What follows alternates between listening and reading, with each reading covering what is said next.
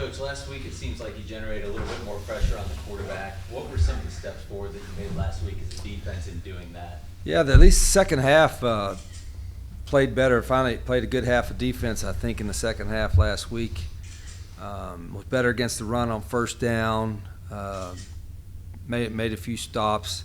Still hadn't creating enough turnovers, but you're making progress. And again, I'm the worst guy to have patience, but with 7 or 8 new starters or whatever it is on defense, and then a new system, every week I see a little bit of improvement and a little bit of steps that we're taking, which is good. We need to do that with one more non-conference game and then getting into our 8 conference games.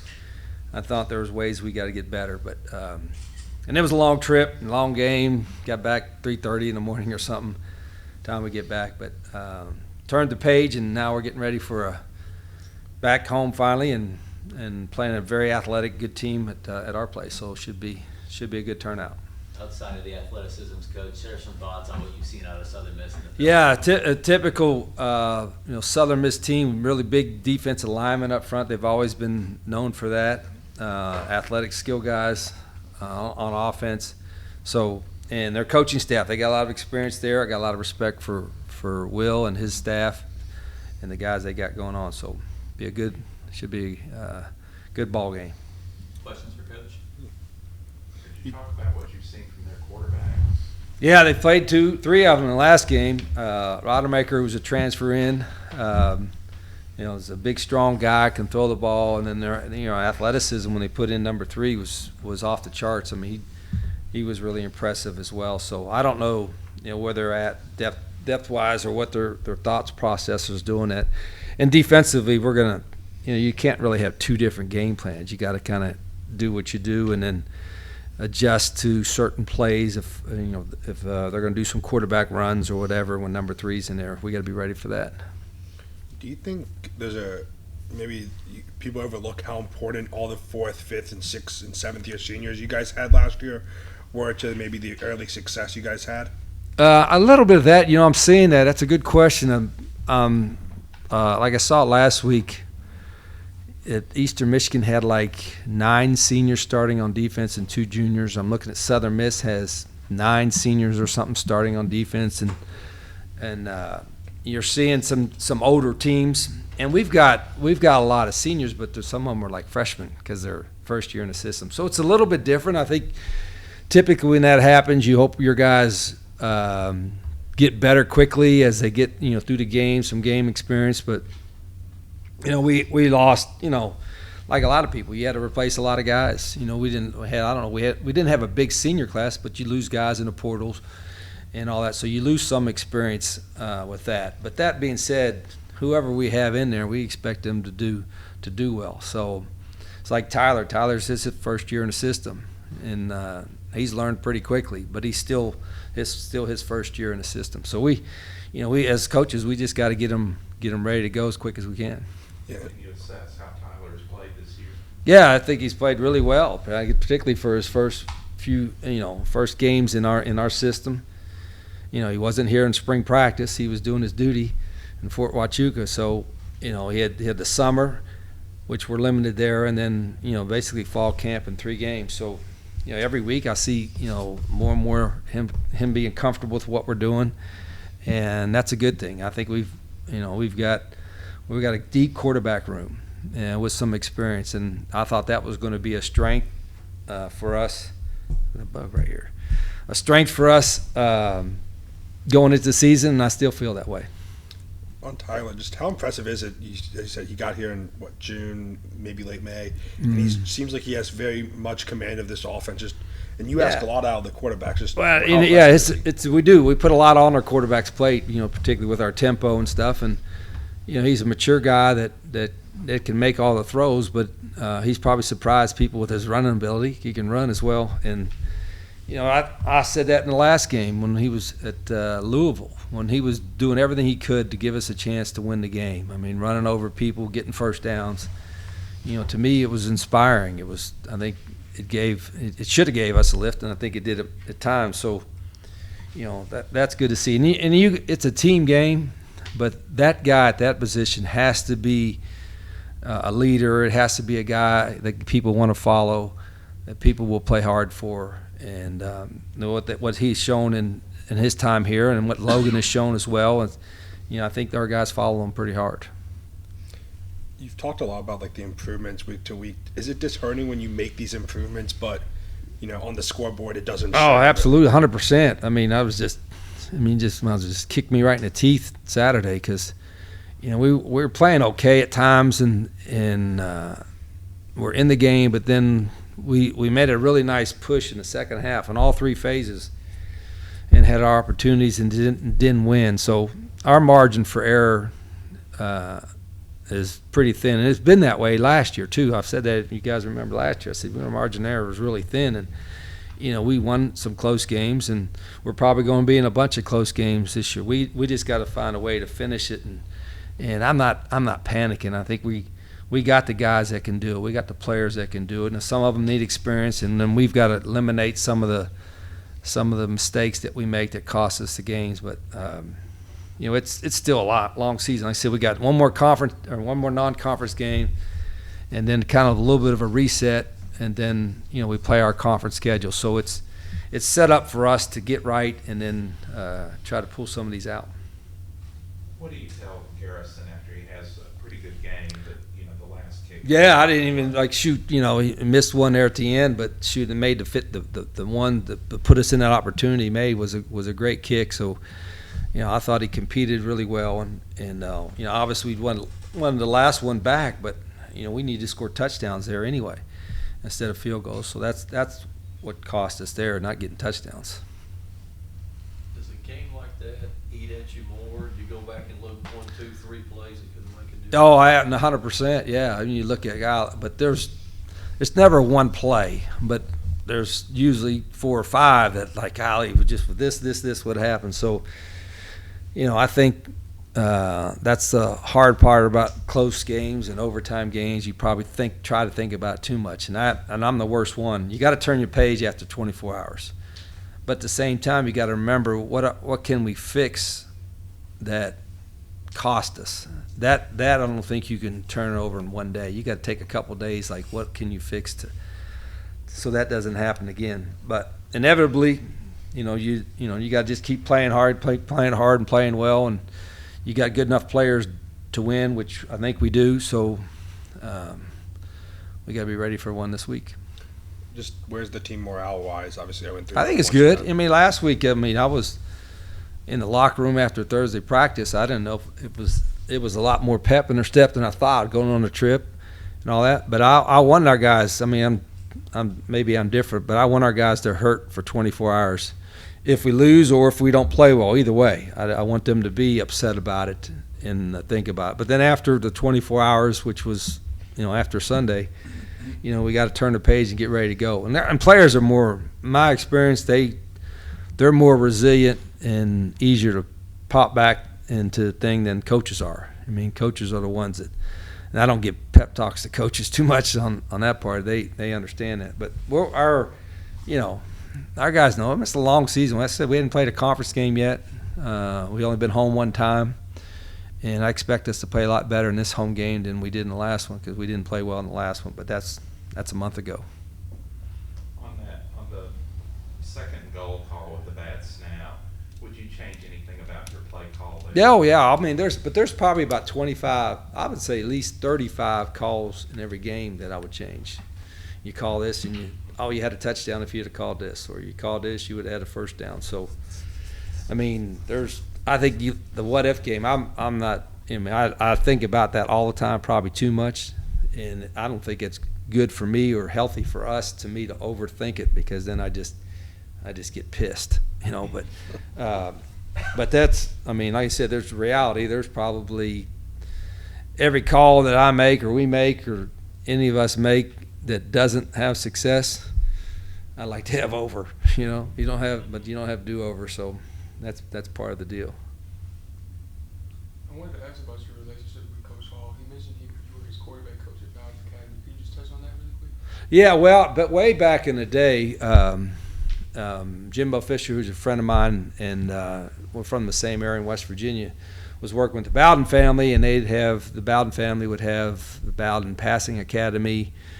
At this time, it was down in Auburn, where Terry's the head coach at Auburn. And so I was the head coach at Glenville then, and that didn't, they weren't paying me anything, but I would drive down there 9-10 hours just because there would be 350 quarterbacks and receivers, and it's a great recruiting tool. And I got to hang around with the Bowden family, Bobby and Tommy and Terry, and then Jimbo, who was a quarterback coach at Auburn. So I worked it every week, and after the first time I did it, Bobby kept inviting me back because I was cheap. I was no money, and then I worked with them a lot, and it made the connection that with the Bowdens that when Tommy went to Tulane, I went with him as a coordinator. So I can't remember Coach. Is at camp, but about every quarterback that was a star quarterback from the South of the United was at those camps. I'm talking about the Peyton Mannings and everybody else. So, you got to see a lot of talent, and it was a blast. I think that was some of the most fun I've had was working that camp for 3 or 4 days and met a lot of good people there. What is it about West Virginia? Obviously, Jimbo, Nick Saban, you. Just what is there something up there in the water? Well, there's nothing else to do, so Friday night football was a big deal, especially all the coal miner families. They'd come home and then they'd be the whole town, there's little old towns. They'd all be excited about Friday night football, and football was important, and everybody went out to do it. And you could hunt and fish. It's great hunting and fish. It's kind of very similar to Jacksonville, Alabama, the kind of the locale and what was popular to do in the town. And I hunt and fish a little bit, but I didn't really have the patience to hunt or fish, because if you weren't casting and you weren't catching something on every cast, or I didn't want to sit. I sat in a deer stand for 2 or 3 hours, and that would be about it for me. Some guys were sitting it for 8 hours. I couldn't sit in a deer stand for 8 hours. I was too bored. So, but football was important to a lot of us, and it's just kind of ironic that Nick and Jimbo and guys that are from that little. I'm talking about a little same, all within 15, 20 minutes of each other. Went on to college coaching. Jack, give us a little bit about your background. How does somebody from Sylvania Waters, Australia, get involved in American football? Yeah, pretty much sitting at home one day, just scrolling through Instagram, and just saw Pro Kick Australia was on my Instagram, kind of looked into it, figured out Michael Dixon, who was actually at the Longhorns and then went to the Seahawks, who's still there now. He lived 10 minutes from me back home. Told my dad about it. He actually knew his parents. Spoke to him, said, "Is my son getting scammed? Is this legit?" And then they said, "Nah, look, this is the best thing Michael's ever done." And I haven't looked back since then. So yeah, it's been an amazing experience since getting over here and going through all that. Coach has talked a lot about the specialists taking a lot of pride in their craft. Share with us some of the areas where you've improved the most in your punting game this year. Oh God. I don't really know. I don't really look too back at it. I just kind of try and look forward each game. Especially my first couple of years here, I'd look at my stats after every game, and if they weren't as good as I wanted to, I'd harp on that forever. And I think just maturing in the system and not looking at that and growing has actually allowed me to become a much better punter instead of looking back and thinking about the previous kick instead of just letting it go and be like, all right, I've got one more kick, and just keep moving on. Questions for Jack? When we see you on the sidelines, on the field during warm-ups, it seems like you really enjoy being part of the team and being with the guys. Is that fair to say? Oh, 100%. I'm an older guy, so I've actually worked like legit jobs back home, waking up at 5 a.m., going to throw bags at the airport and stuff. So I know what the real world's like. So being here is almost like a holiday. It's just every day I wake up and it's just something new is going to happen. It's just such an enjoyable experience. It's awesome. So yeah. What was the biggest culture shock, or just when you moved here and came to Jacksonville, Alabama? Probably how serious people take this. Because like back home playing footy, I just I'd roll into practice 5 minutes before, or you just wouldn't take it seriously, you know. Like my first year here, I'd roll in like 15 minutes before practice, and coach was like, "Where the hell are you at?" I'm like, "Shit, I don't know. I'm just at home playing the game." So it took me a while to like slowly like understand how much money, how many people like take this seriously, and then like I was like, okay, like I gotta lock in, like this ain't footy back home. Did you play soccer or rugby or? I played a little bit of everything. Played soccer in high school, played rugby. I was too skinny, so I didn't play rugby for too long. That's too much tackling. So I played Aussie rules as my main sport. But yeah, I played a little bit of everything when I was back home. So, yeah. Do Jay? you know, there's like a very small town a few hours, like probably an hour from here, named Sylvania. Have you ever heard of that? No, I didn't actually. Yeah, it's Oh, I'd that's say, like, awesome. Now it's in DeKalb County. Okay, I might have to go visit. What's special about playing games at home? I say our fans, you know, like even when we were FCS, I think we had like the highest amount of attendance in FCS football. So a lot of these fans are loyal. Like, you know, same with like the 2021 season, we weren't great. We didn't have a winning season, but you know, every home game, the place would be packed out. So I think it's definitely the fans is probably the best part about it. You know, they get very vocal, they're loud, they love Jack State football, and yeah, they stick by us. Tyler, talk a little bit about the process of learning and grasping this offense to the point where you're at now. It's very different. I've never been in a fast tempo, you know, kind of offense how we run it here. It's always been kind of slow, methodical, huddle up, get the perfect play kind of thing. So it was a big learning curve, I'd say. You know, in the summer, you know, going fast, you don't really get a chance to look at the entire defense. You know, all right, I see the safety rotating, whatever kind of thing. You just kind of, everything's like on the snap, post snap, a lot faster processing that is needed. So I will say it did take a little bit of time, you know, going through camp, actually getting real reps and seeing everybody move post snap instead of pre snap. It's a little bit different, but I think I got a good grasp of it now. You completed a pass to 10 different receivers on Saturday. Just share a thought about the receiver room and the tight end room on what makes that group special. Yeah, I mean, this is the most talented football team I've ever been a part of, obviously. Very, very good group. I mean, I think we probably got 20, 30 guys and go out there and do the same thing. I mean, I have faith in everybody. I mean, we practice really hard. You know, there's no, like, starters only get reps with the starters, that kind of thing. I mean, everybody gets reps with everybody. So, I mean, I'm throwing it to everybody, you know, walk-ons, guys who are only on scout team. So, I think that just kind of goes to show that, you know, I'm getting reps with everybody. Everybody's getting reps with everybody. So, you know, have that confidence with every player who's out there. So, it's good. Questions for Tyler? You've already, in just your short time, you've already established yourself as a guy who won't back down. You're willing to take a hit and give a hit. Where does that come from? I mean, I've always been a big believer that, you know, quarterbacks should be football players too. Nobody else slides. I mean, call it how you want. I mean, I always thought that was like, you know, kind of soft. You know, quarterback's got to be the leader. You know, nobody, if you're running back or the lineman, you know, you go out and make a run and you slide, you're 2 yards short at the first down. I mean, it kind of makes me mad if I see other people do that. I mean, that's soft. You know, guys want to see a guy who wants to play for him and die for him on that field because everybody else is. I mean, especially the line, they're busting their butt for you. I mean, they're killing themselves for you every single play. So, I mean, there's no reason why I shouldn't be able to put my head down and get a first down. I think that just, you know, build some trust with the team, you know, earn some respect for them. You know, when I'm out there, you know, I'm going to give them my all, and they should be confident in that. On the mental side, and I guess leadership, just how much crossover is there between football and then what you've done with your military service? I'll be honest, I haven't done a whole lot military-wise. I mean, I am in the reserves, so I mean, I have been in some positions, like leadership positions. So I am a second lieutenant. So my role, I guess, is platoon leader. So I would be in charge of 40, 50, you know, soldiers. But again, being in the reserves, you never really get that much leadership role or leadership time where you're actually in charge of all of them. So honestly, I haven't experienced too much of that crossover. Obviously, a lot more of football. 180 guys in the room, you know, everybody's looking at you. So I will say, you know, if it's between the two, I see a lot more leadership roles or, I guess, responsibilities on my part football-wise. All right. Tyler, thanks for one more, Mark. You good? Sure. Yep.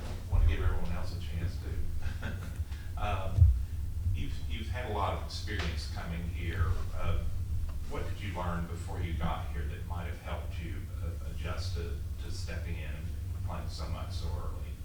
Yeah, I mean, I'm a 6-year senior, so I mean, I've played a lot of football.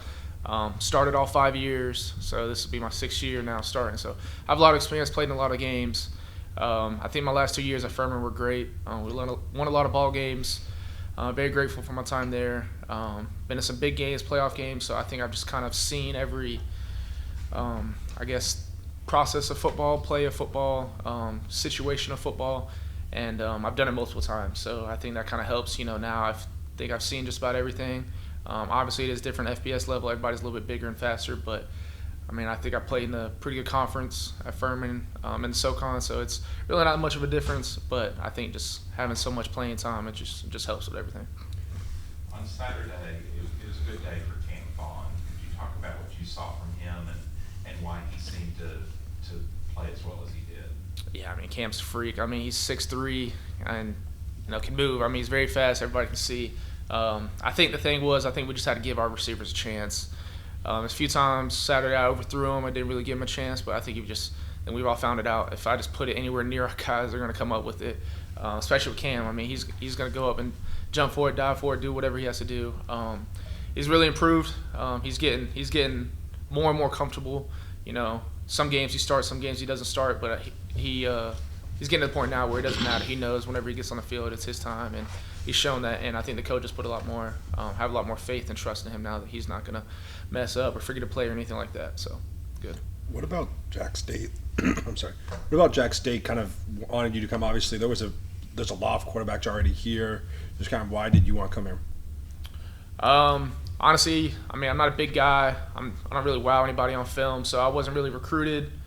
Really didn't have many options. It was here, really Arkansas State, or go be a backup at a Power 5. I had a few of those kind of opportunities, but came to Jack State. Obviously winning program, wanted to play for a legendary coach, Rich Rod, and I mean, I knew there was opportunity for me to come in and play. So I think it was just a good spot for me, and I mean, I don't regret anything. I'm very grateful for being here. I know we're behind the 8 ball for sure, being 0-3, definitely not what anybody wanted, but I think we're, like everybody's been saying, we're taking steps in the right direction, but just time to get over the hump now. You had mentioned that the pace of play was something you had to adjust to. Mm-hmm. Could you talk about that adjustment and when you felt that you were really comfortable with it? Yeah, I think it was, honestly, I think whenever I just got maybe the full reins of the offense, I don't know how to put it. I mean, I've never been in a position where I had to play, split reps like that, how I did Coastal. Very, very hard to play like that. I understand why he did it. Again, I had to prove myself, so I completely understand it. But, again, I just didn't really feel good in the pace and the offense. At that point, just, rotated every other drive. It's kind of tough. So I think Louisville game, whenever I kind of had my footing in the offense, I think everybody, I think I earned their trust a little bit, so where they gave me the reins a little bit. I think at that point, whenever I understood kind of how Rich Rod, does his stuff in a game day now, how he runs his offense in the actual game, I mean, I think Louisville was the time where I got comfortable.